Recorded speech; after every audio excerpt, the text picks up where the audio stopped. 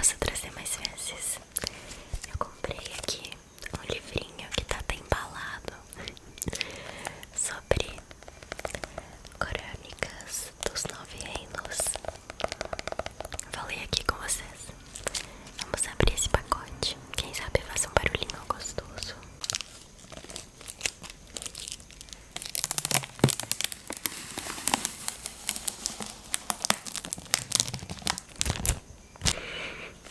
Eu amo o cheirinho de livro novo.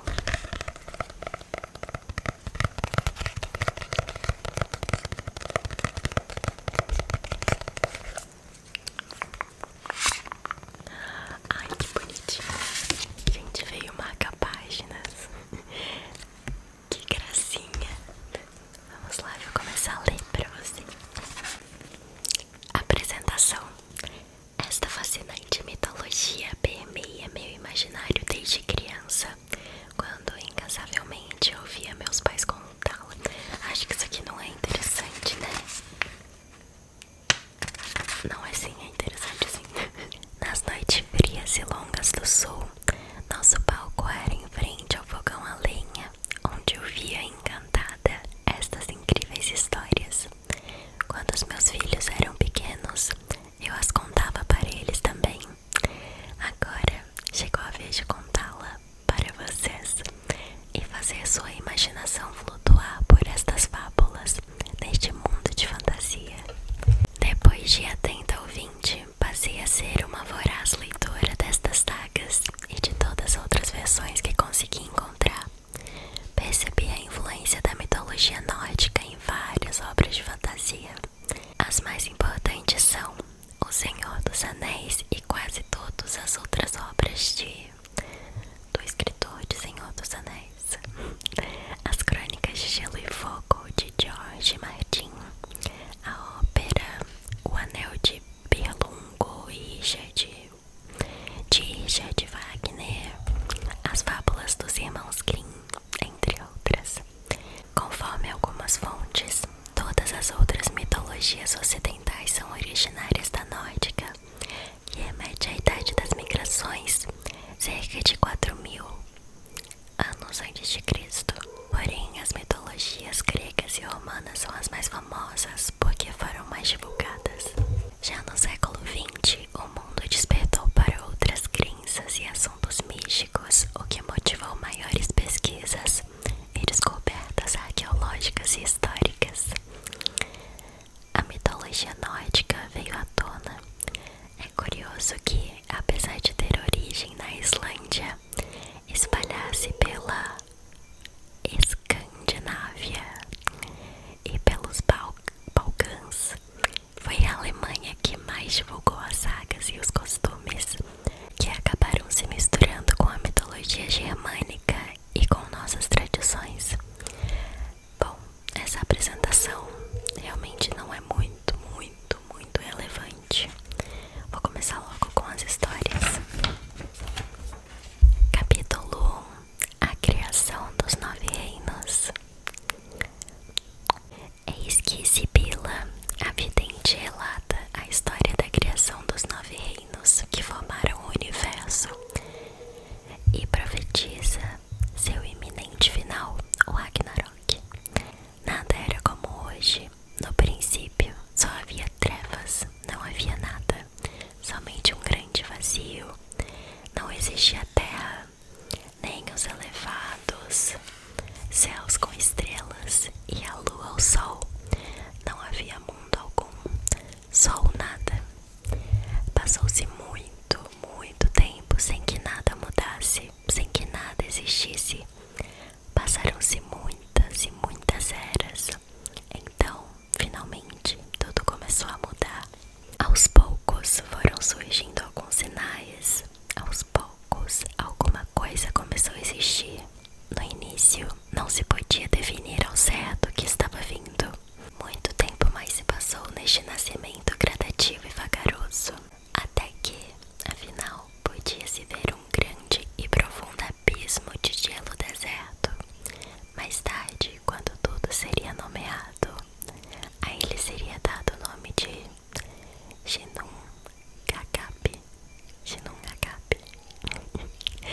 Desculpa se eu falar errado, gente. Desculpa. Este abismo permaneceu deserto e imutável ainda por muito tempo. Eras e eras. Tudo acontecia muito devagar naqueles tempos remotos. Então, o abismo começou a esquentar. Aos poucos, pequenas mudanças aconteceram. O tempo deu espaço a muitas surpresas. Fogo brotou do fundo do abismo. Conforme as eras se consumiam, grandes labaredas ardentes foram se formando. Então, no vazio primordial, sem forma, vida e cor, surgiu o primeiro reino. Regido pelo fogo cósmico, o primeiro mundo se formou, o Reino do Fogo, a qual se deu o nome de Muspelheim, que viria a ser habitado pelos gigantes do fogo. Tudo estava mudando, ainda devagar, mas continuava mudando. Na escuridão e nas névoas do abismo, formou-se junto ao gelo o segundo reino, o reino da névoa perpétua, um mundo escuro, mergulhado nas trevas eternas e envolto de névoas espessas, dominado pelo frio e castigado pelo vento.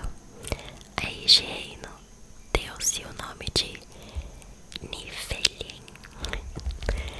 Esses dois primeiros mundos antagônicos foram se aproximando um do outro e, após milênios, encontraram-se no meio de Ginnungagap.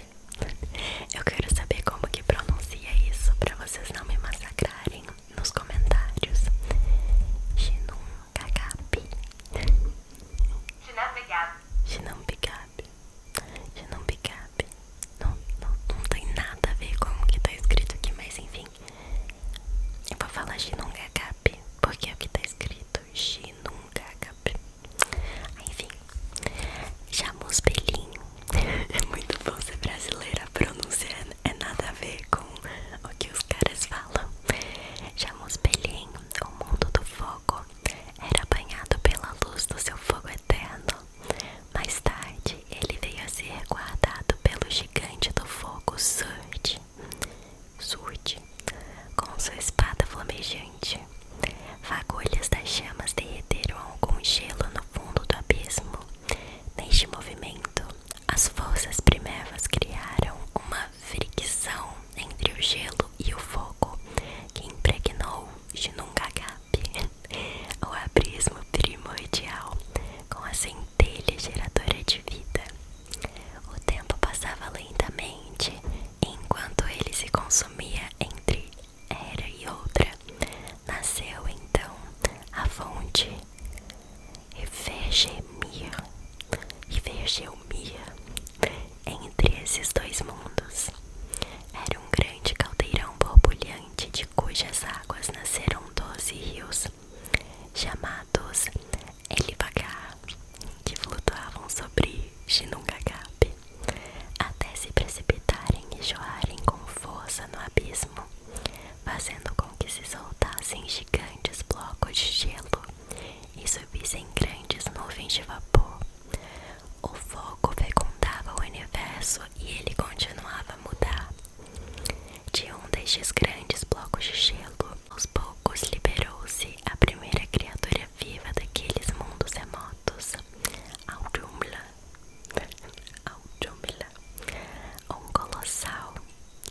Uma colossal e majestosa vaca.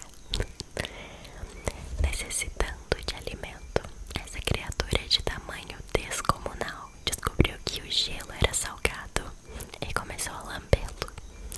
Ainda com fome, Audhumla esculpiu com sua língua outra criatura primitiva, Ymir, um gigante hermafrodita. Esse gigante era a personificação do oceano congelado e o ancestral de todos os Rimdrurs e Imedrurs, gigantes do gelo. Audhumla permitiu que Ymir se alimentasse do leite que escorria de suas 9 tetas.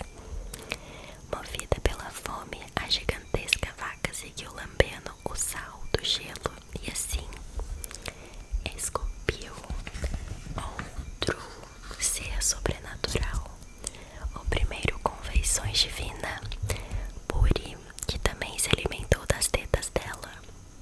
Mais tarde, Puri gerou um filho que foi chamado de Bor. Quando os gigantes do gelo, os Rim-Drurs e Emet-Drurs, descendentes de Ymir, perceberam a presença dos deuses Puri e Bor, partiram para a luta. Dela iniciou-se a rivalidade entre deuses e gigantes, pois ambos representavam forças opostas da ordem e do caos, e não havia possibilidade de um convívio pacífico. Esta guerra durou muito tempo, sem que houvesse vencido ou vencedor. Neste interim, Bor casou-se com a gigante Bestla, filha da gigante Baldur, e geraram 3 filhos: Odin, espírito, Vili, vontade, e Vé, sagrado, que formaram uma trindade divina. Enquanto isso, Ymir, o gigante hermafrodita, adormeceu e, deitado na geleira, começou a suar com o calor que subia de Muspelheim. De seu suor, debaixo dos braços durante o primeiro sono, brotaram os primeiros seres humanos. Tratava-se de um casal: Askia, um homem, e Embla, uma mulher. As pernas deste gigante hermafrodita copularam entre si, de onde nasceu um gigante de 6 cabeças,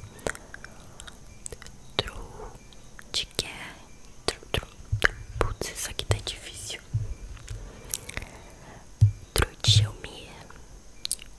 Trudgelmir, que por sua vez gerou Bergelmir, progenitor de todos os gigantes do gelo. Puri e seus 3 poderosos filhos, Odin, Vili e Vé, uniram-se e lutaram contra os gigantes, matando o temível e sagaz Ymir. Seu sangue jorrou e provocou um dilúvio, no qual pereceram todos os gigantes, menos Bergelmir, que fugiu de barco com sua mulher. O casal navegou até outro reino que havia se formado, Jotunheim, o reino dos gigantes do gelo. Lá geraram sua descendência, que perpetuou a eterna disputa e rivalidade com os deuses. Odin, Vili e Vé continuaram a modificar o universo. Do corpo de Ymir formou-se outra grande parte do mundo. Da sua carne criou-se Midgard, o jardim do meio, e o colocaram no centro do espaço vazio. O sangue foi transformado em oceano. Seus ossos foram usados para criar montanhas. Dos seus dentes foram moldados as rochas, e dos cabelos as árvores e toda a vegetação.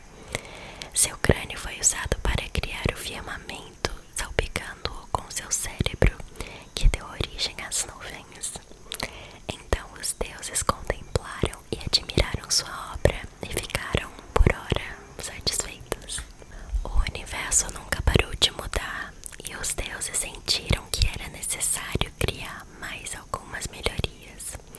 Para que o céu se mantivesse acima de tudo, colocaram 4 anões segurando e marcando os pontos cardeais. Assim foram nomeados Nordri, norte, Sudri, sul, Austri, leste, e Vestri, oeste. Para iluminar o universo, transformaram faíscas de Muspelheim em sol e lua, e por fim as estrelas. Uma curiosidade é que nos países nórdicos o sol é feminino e a lua é masculina.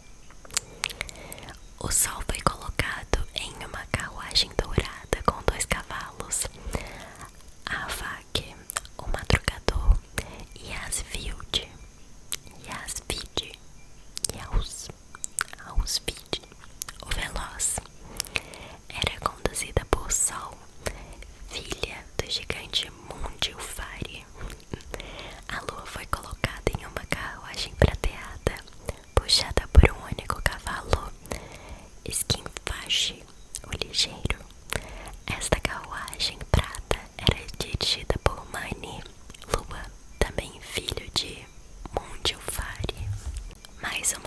carruagem foi colocada nos céus, desta vez preta, puxada pelo cavalo Rinfache, crina de gelo, que enquanto corria espalhava gotas de orvalho.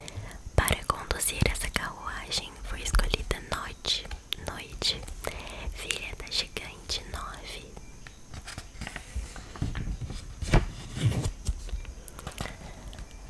Outra carruagem ainda foi providenciada.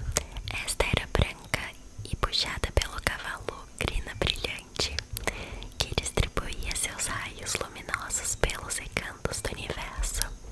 A carruagem branca era dirigida por Dag, Tia, também filha de Nove, do abismo de Nungagap. Nasceu um enorme freixo Yggdrasil, a árvore da vida, que viria a sustentar todos os 9 reinos. Caminhando nas margens do mar, a Trindade, na verdade é Triadade, é Tríade, não Trindade. A Tríade divina encontrou Ask e Embla, os seres humanos que nasceram do suor de Ymir. Ao vê-los, decidiram dar-lhes a vida. Odin tirou de Yggdrasil um pedaço de madeira e fez dele um cajado. Tocou o casal de humanos com um cajado e deu vida a eles. Tendo Odin lhes presenteado com um sopro de vida, seu irmão Fé deu-lhe os sentimentos e Vi-lhe a inteligência. Feito isso, os deuses ofereceram a esse casal o Jardim do Meio, Midgard, para se reproduzirem e povoarem a terra. Odin e seu irmão dirigiram-se ao ponto mais alto de Yggdrasil, e aí nos últimos galhos formaram o reino de Asgard. A partir de então, morada dos deuses Aesir.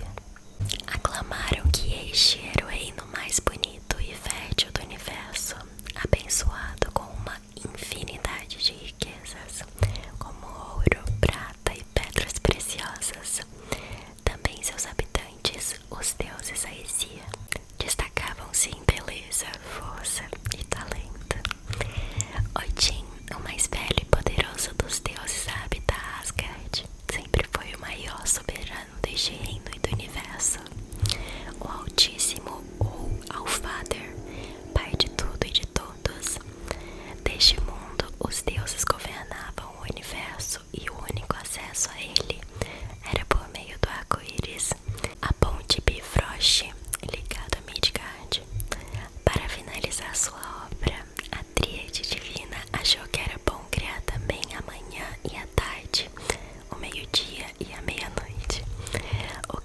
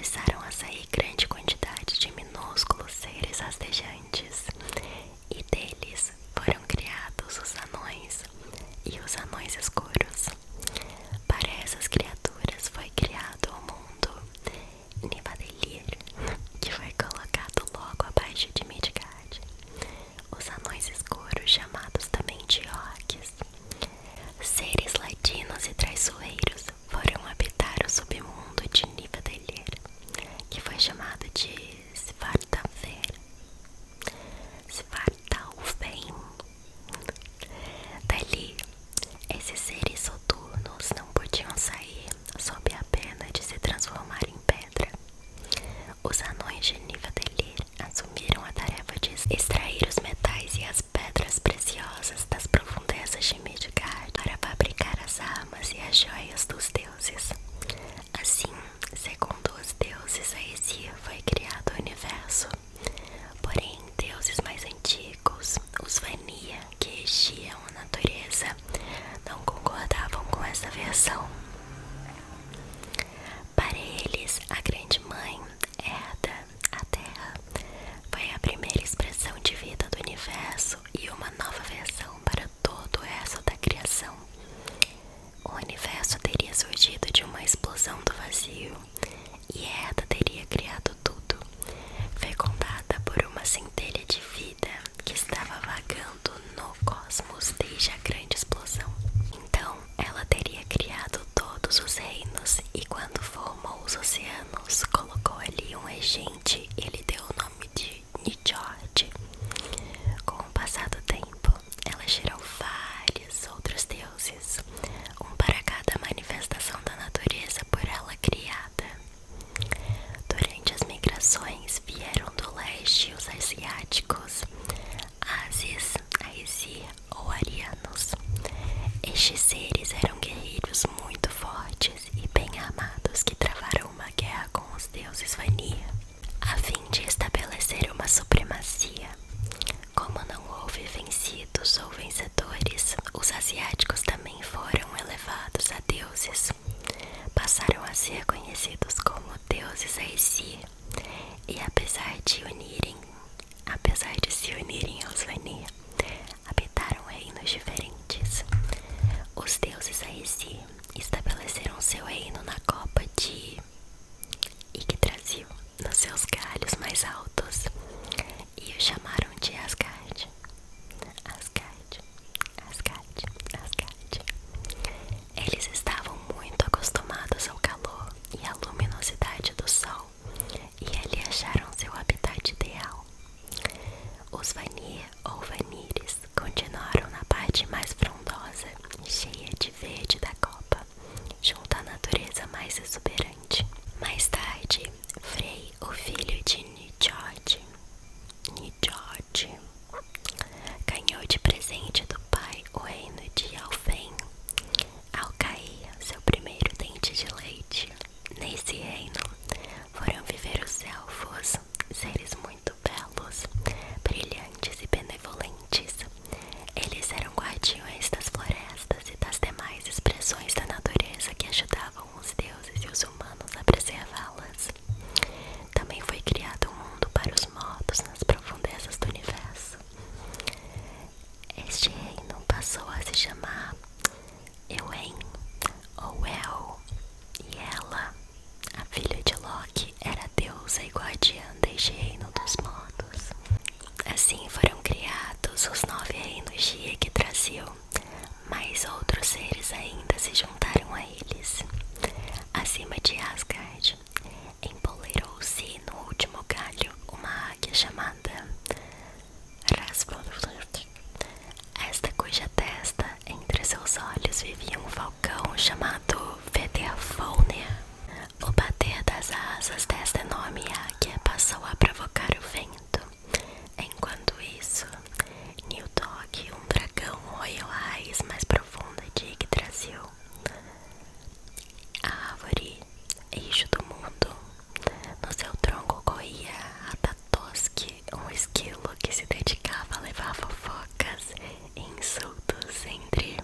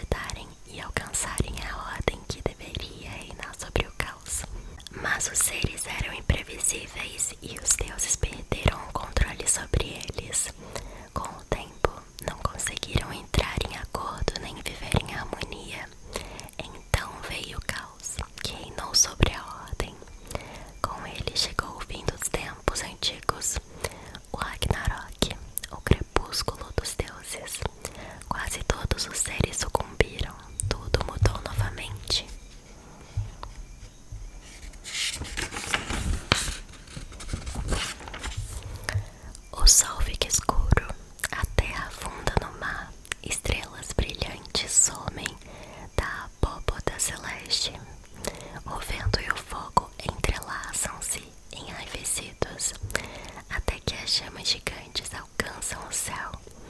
Irmãos vão lutar e matar uns aos outros, e os filhos das irmãs trairão seus parentes.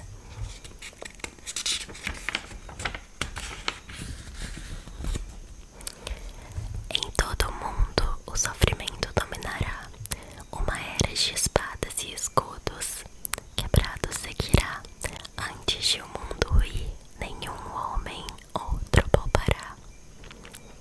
Isso é um poeminha que tem aqui no meio. Aí tem a árvore genealógica, que a vaca gerou Imi. Imi gerou os gigantes Irintros e Iremetrus. Puri gerou Bó, e Bó gerou Odin, Vili e Vé. Os 9 reinos: Asgard, o reino dos deuses Aesi, Ases ou Arianos. Vanaheim, o reino dos deuses Vanir, os deuses antigos. Alfheim, o reino dos elfos claros. Midgard, ou Terra-média, o reino dos homens. Nivadeli, o reino dos anões. Svartalfheim, o submundo de Nivadeli, o mundo dos anões ou elfos escuros. Helheim, o reino dos mortos. Niflheim, o reino das névoas perpétuas. Muspelheim, o reino dos gigantes do fogo. Jotunheim, o reino dos gigantes do gelo. E aqui tem um belo desenho que mostra a árvore da vida. E aqui tá o esquilo que levava as fofocas. Eu vou ver se eu tiro uma foto e deixo aí do lado pra vocês conseguirem ver direitinho. E aqui acaba a criação dos 9 reinos. Li o primeiro capítulo pra vocês e o vídeo ficou com 40 minutos. Se vocês quiserem, isso pode virar uma saga. É até bom que eu leio, né? Porque do jeito que eu procrastino, misericórdia. Eu vou ler só o inicinho da próxima fase do sumário, que é Yggdrasil, a árvore da vida. Eu vou ler só uma página pra vocês sentirem o gostinho, tá bom? Yggdrasil, a árvore da vida.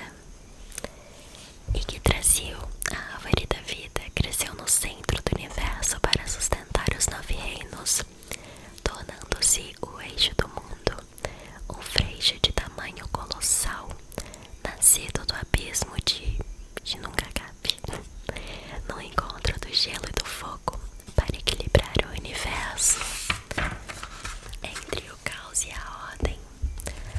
Uma árvore de tal magnitude que não podia ser vista como um todo por nenhum olho de qualquer ser que nela habitava. Nasceu nos anos escuros dos tempos antigos,